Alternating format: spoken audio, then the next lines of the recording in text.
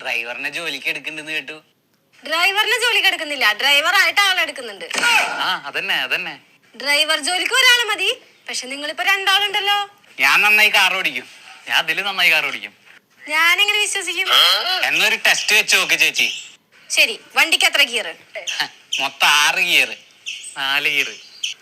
ഒരൊറ്റ അലക്കങ്ങ് തന്നാണ്ടല്ല, വണ്ടിക്ക് ഒരൊറ്റ ഗിയറുള്ളൂ. കണ്ടിട്ടില്ലേ ഇങ്ങനെ ആക്കണ സാധനം? അതല്ല മാഡം, കാർ ഓട്ടോമാറ്റിക് ആണോ മാനുവൽ ഗിയർ ആണോ? അങ്ങനെയൊന്നല്ലടാ, ചാവി ഇട്ടാ പോവും അങ്ങനത്തെ വണ്ടി. അതല്ല, കാർ ഏതാ company? 4 wheeler company. Car Maruti ആണോ ഹുണ്ടായി ആണോ? അനാവശ്യം പറഞ്ഞ ജോലിക്ക് എടുക്കില്ലട്ടാ. അതല്ല മാഡം, കാറിന്റെ പേരാ ചോദിച്ചേ.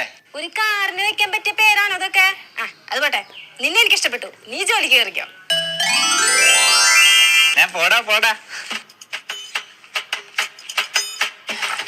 കുറച്ച് ഡിസ്റ്റൻസ് ഇട്ട് നിക്കണം. നീ ഡ്രൈവറും ഞാൻ ഓണറുമാണ്.